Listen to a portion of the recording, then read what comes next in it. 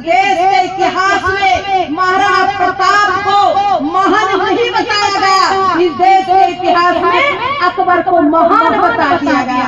इस देश में छत्रपति शिवा महाराणा प्रताप को बताना चाहिए था।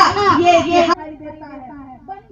मैं किसी अंग्रेज को मैं कभी नहीं कहती कि अंग्रेजों की कमी थी, जो अंग्रेजों के पिट्ठू थे।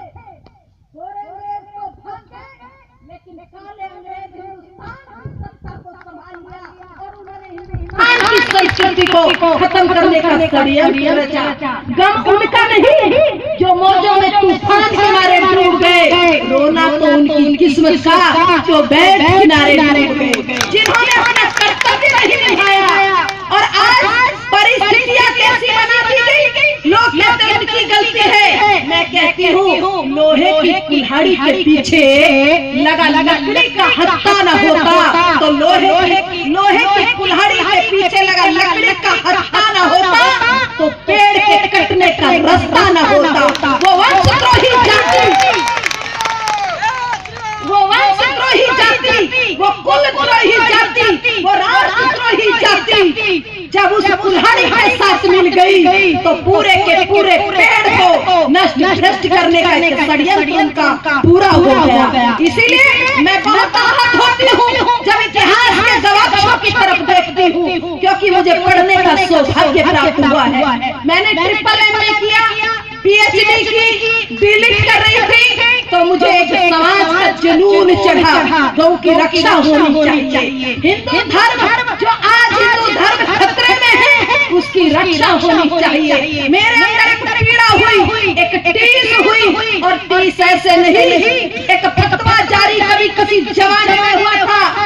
परम पूज्य विंध्याचल महाराज, यहाँ पर वीतरागी तपस्वी संत जितने बैठे वो सब जानते होंगे। दिल्ली के अंदर जामा मस्जिद में बैठे भैंसे ने फतवा जारी किया था, और फतवा क्या जारी किया था?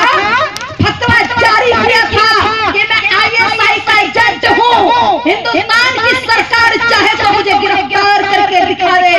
उस समय दिल में पीड़ा हुई थी और हमने उस समय घोषणा की थी, अरे जामा मस्जिद में बैठे हुए भैंसे, तेरी औकात नहीं है कि तू जामा मस्जिद से बैठ करके घोषणा करे।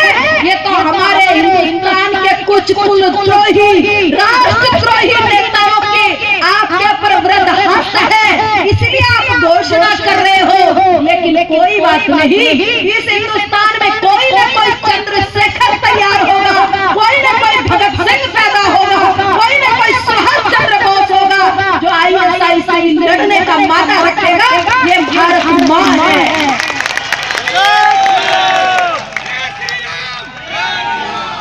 दिल के फकोरे जल उठे सीने के दाग से, मेरे घर को आग लगे घर के चिराग से। बर्बाद खिदमत को करने में बस एक ही उल्लू काफी है, अंजाम गुलिस्तां क्या होगा, हर साथ में उल्लू बैठे हैं। इस हिंदुस्तान को तोड़ने के लिए जवाहरलाल नेहरू यूनिवर्सिटी में, समझ रहे हो मैं क्या कहना चाह रही हूँ, JNU के अंदर षड्यंत्र रचे जाते। आजाद करो